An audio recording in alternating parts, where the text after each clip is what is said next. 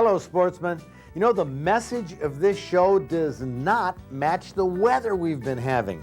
When I say get outdoors, it's a great place to be at the end of the show. I'm talking about the potential of good weather. On this show, I'm going to remind you how beautiful Michigan is in the summer, though, and how important it is to participate in outdoor activities. So you stay tuned. I'm Fred Trost. It's Thursday night, time for the Practical Sportsman.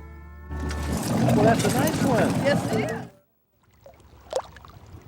This is the kind of setting that sportsmen wait all winter to enjoy. Shelter Bay in the Upper Peninsula. It's August. We're heading a few miles out into Lake Huron to fish for lake trout. Scott Seaman, the manager of WNMU in Marquette, organized this trip to take Dr. Judy Bailey, the new president of Northern Michigan University, on her first fishing trip in many years. Now, you've heard the phrase, fish or cut bait? Well, Captain Dave Kimar is cutting bait. It's a frozen sucker that he cuts small strips from to add just a little bit of flavor to the lures. Captain Dave uses a mix of techniques to fish for lake trout. Now, this one here is an older technique, using cut bait, and he uses cut bait with an older model of rod and reel.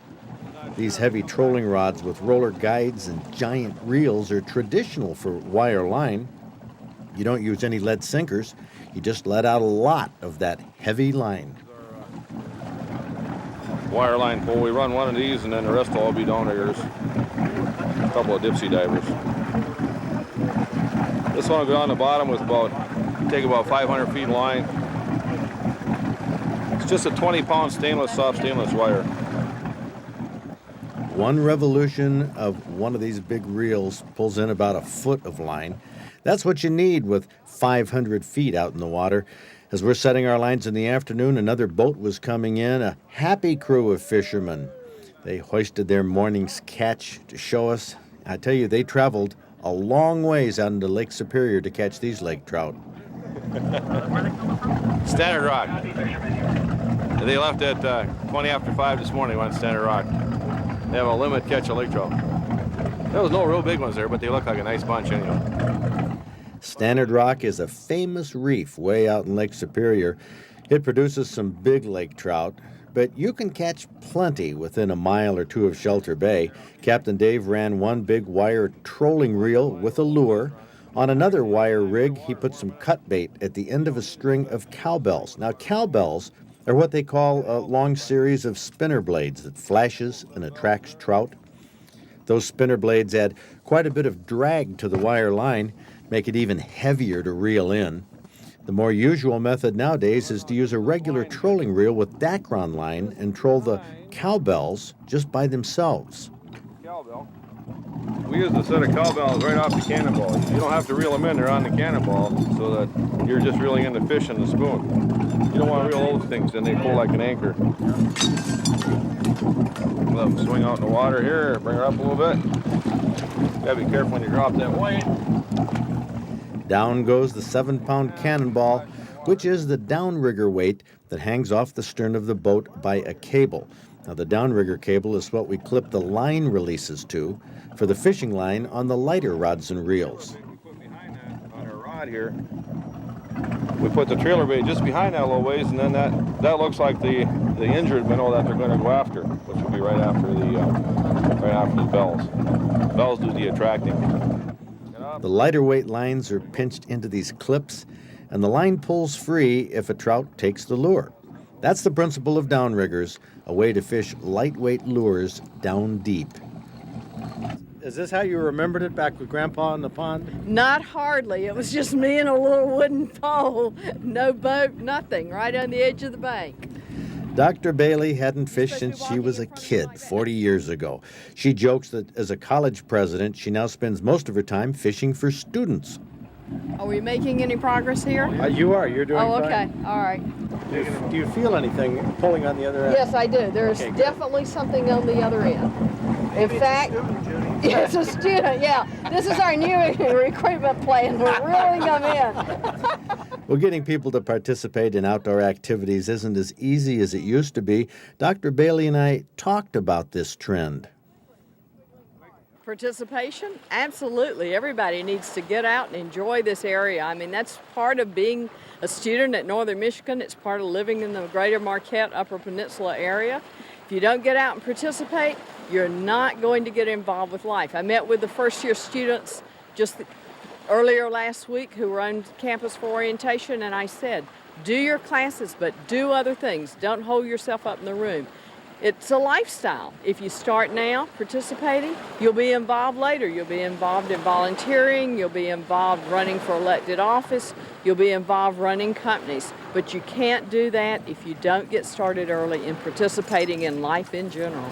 Well, we've noticed this in the outdoors, that there's not new people coming in. They're staying at home, sitting on the couch, watching TV, the internet. Have you seen that from your perspective? We sure have. We're seeing it more and more. On the other hand, we're seeing a slight trend, and we hope to encourage this through a variety of programs on campus. We're seeing trends where students are saying, I do need to be involved in my community. I do need to get out beyond my dorm room.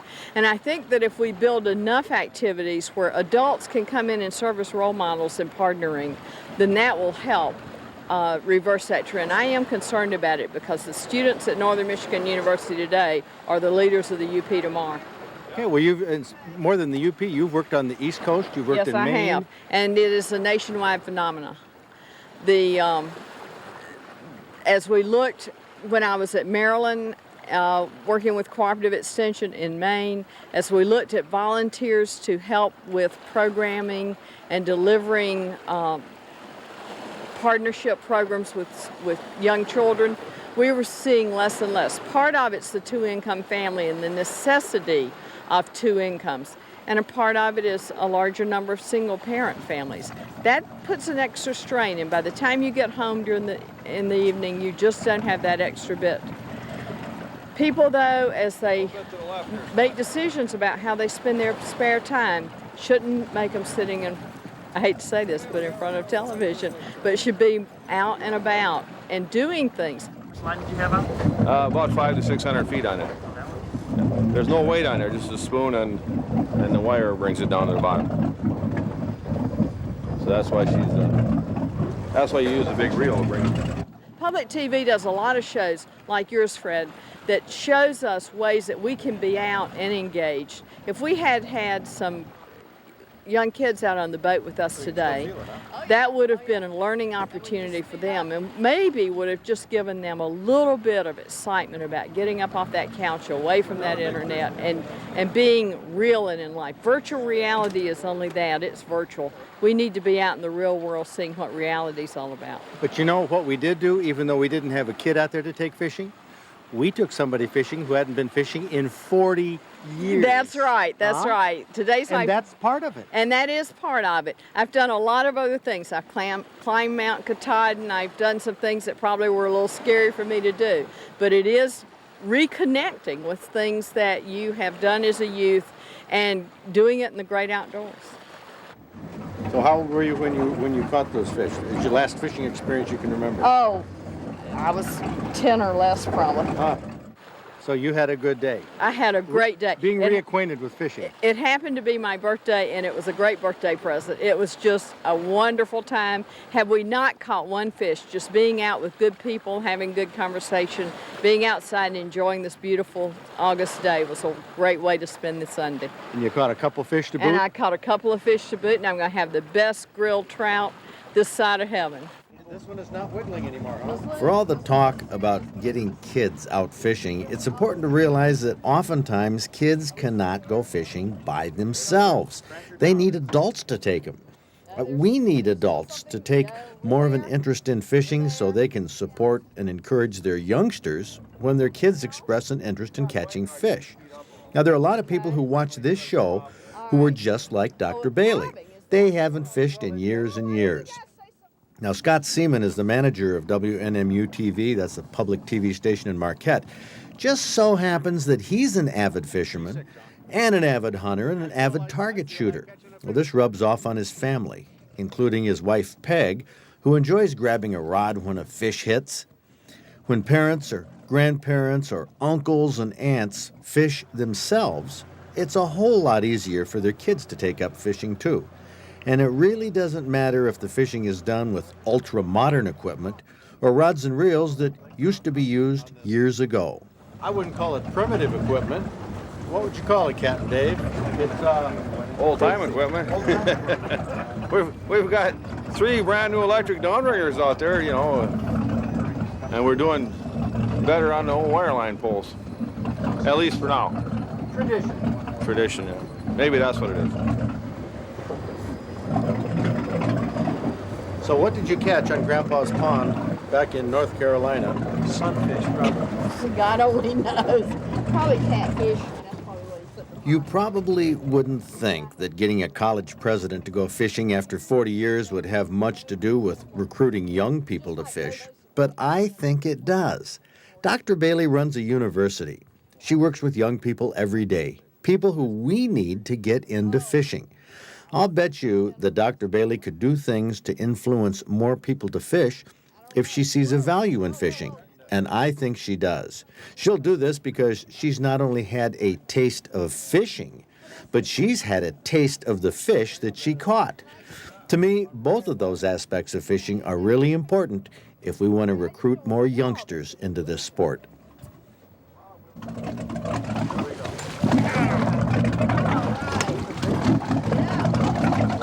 Tell that too. Now that's all right. All right. You qualify as a genuine Uber lake trout fisher.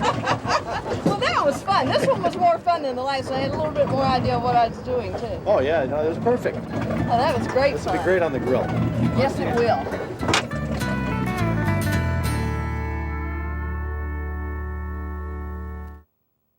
I tell you, that psychs me up, getting out fishing and fishing more. See, a lot of us haven't thought about the dropouts that have occurred in fishing. That's where some of our license sales has gone. People who aren't renewing their licenses, people who have fished at one time in their life but just get away from it. Those are people we have to get back into it, and especially the older folks. And I say especially because they're the ones who have the time to take the kids out fishing, to teach our youngsters about fishing. So, you know, we shouldn't think this is a problem just with kids. This is a problem with older Americans who have gotten away from not only fishing, but teaching other people to fish. So that's something that we're going to be working on this show. So we have a lot coming up in the years ahead. And as I said at the end of the feature, one very important thing is not only enjoying fishing, but the fish that we catch. That's why we have this recipe. It's hard to beat the simple grilling and broiling methods of preparing salmon and trout fillets, but Mary Jonas from Grand Rapids sent us a unique recipe she calls Trout Heaven that has an unusual mix of ingredients. It starts with the trout fillets skin side down on a broiler pan, which Mary likes to spray with Pam. Put some lemon juice on the fillets and about twice as much honey. That's about a tablespoon or 2 of each. Then comes the weird stuff. Spread about 1/3 of a cup of crushed, drained pineapple and about a 1/4 cup of ranch dressing and a tablespoon of bacon bits. I know it sounds strange, but Mary says that after 10 minutes under the broiler, the fish fillets will be delectable. She says it's best with trout or salmon, but any mild fish could be substituted. This recipe for Mary Jonas's Trout Heaven will be in the upcoming Outdoor Digest magazine, or you can find it right now on our website. Dial up www.fredtrost.com, and you can print off this recipe along with others we've had on the show recently. Go fishing, make this recipe, and get involved. You'll be happier if you do. That last little cold snap we had made some ice in the northern lower peninsula, so there is some ice fishing on this week's guide report. We also have a new guide report contact for the Lexington area. I'll show you in just a minute. But his first report is, not very good. But that's what we look for, honest fishing reports, honest outdoor conditions, because it's important that you know when things aren't happening as it is when they are happening. So let's take a look now, right down here, Nat Sport Port. Roland from Lexington says fishing has been slow because of the weather. That's no surprise. Down here in Lake St. Clair, they're getting some perch in the canals, not out in the big open water. Getting some perch down in the Detroit River Lake Erie area, according to Frank at Trenton Lighthouse. Captain Nichols says that coho limits are being caught off Benton Harbor, St. Joe, Browns and steelhead good off the pier, and he'll be out perch fishing any day now. Saugatuck, steelhead have made a fresh run in in the river there at Saugatuck. Lakeland Outfitters reports steelhead are fair in the mid to upper stretches of the White River in Ludington. Just Fishing Bait and Tackle says the steelhead are good in the Pere Marquette River at Scottville. Pilgrim Village and Cadillac, steelhead good at Tippy Dam, suckers are good in the Manistee River, so they're running now. Over here in Linwood, the perch they're getting are in the cuts, not out in the bay. Now here's where the ice has been made by Mother Nature a few days ago. There's steelhead limits in the Au Sable River there, but Van Etten Lake, ice fishing, they are getting perch. Indian River, steelhead in the Akiak River, and some of these lakes up here, there is ice fishing. Perch are being caught at Drummond Island up to a foot long, and they do have fresh snow. We're going to check that report in a minute. Muskong Bay fishing has been spotty because of the weather, but they do have ice there. Over here, Lindquist and Marquette says the hunting fishing has been slow, but take a look there in Munising area, Autrain. Check out that lake trout that was caught at Kimar's Charters. We didn't catch one the day we were out there, but this baby was 38.5 pounds. Caught by Bill Cannon from Gwynn. He's the guy with the beard. Captain Rick O'Neill from Shelter Bay is a guy who brought that in. Over here in the west end of the UP, they're getting some lake trout in Keweenaw Bay and rabbit hunting good up in Houghton County, but the fishing has been slow because of the weather. Take a look at our ice conditions. Ice, well, unsafe in most of the UP except the eastern part. We do have some ice in the northern lower. The snow report, well, there, I guess, is still some snowmobiling up north. You can find it throughout the North Country, and a trace, of course. Of course, that's been going fast with this rain that we've had. Let's take a look now at a couple of the events coming up on our outdoor calendar.